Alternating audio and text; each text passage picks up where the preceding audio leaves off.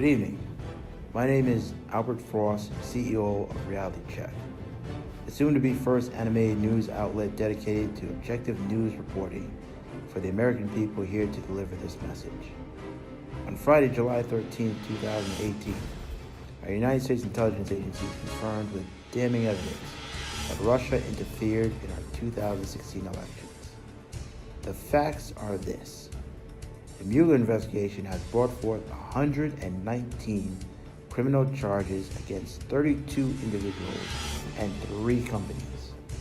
This past Friday, July 13, 2018, 12 Russian intelligence officers were indicted in the hacking of the Democratic National Committee and the Clinton presidential campaign. The 29-page indictment is the most detailed accusation by the American government to date of the Russian government's interference into the 2016 election, and it includes a litany of brazen Russian subterfuge operations meant to foment chaos in the months before the election.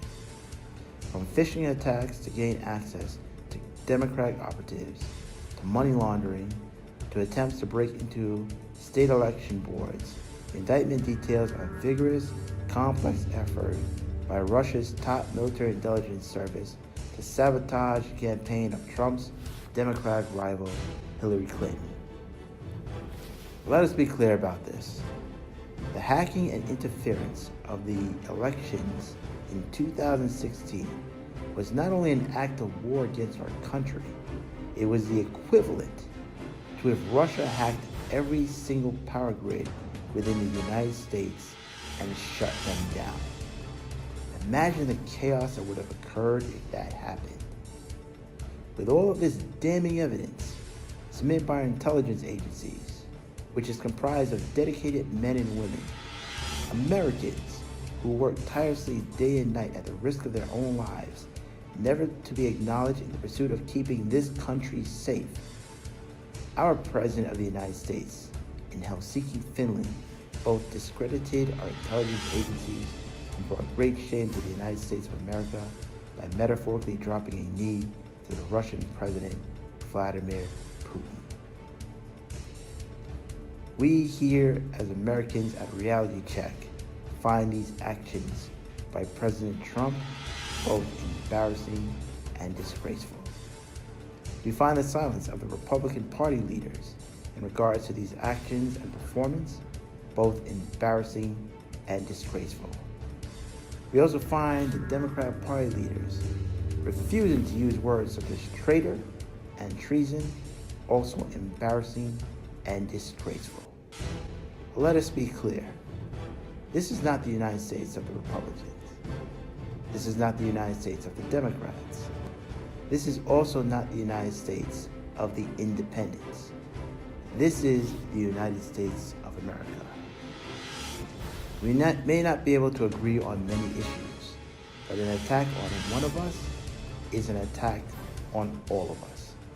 And anyone, whether he or she be a civilian, an elected official, or the President of the United States, who would willfully weaken our country and our democracy, should be called out for who they are: traitors to the Republic and Russian trolls.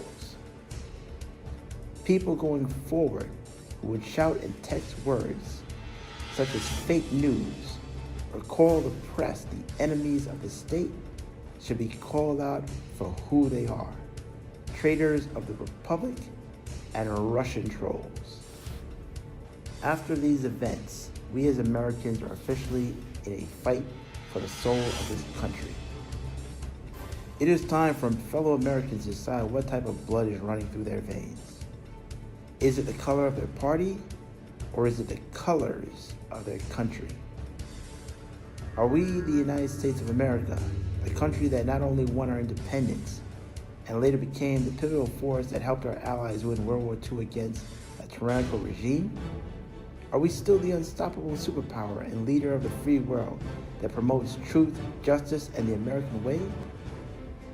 Or we are now the official bitch of the Russian regime? Last I checked, we were nobody's bitch. If you are a true American, believe the message you just heard share it with as many people as possible. Send a clear message to our leaders on Capitol Hill and our poor excuse for our Commander-in-Chief that this is the United States of America. The country so powerful it gave birth to the likes of Superman and Captain America. We don't deal in weakness. So we don't fucking appreciate it when our president, the person who is supposed to personify these values, serves us up to a tyrant bent over a barrel so he can raw dog us with no lube.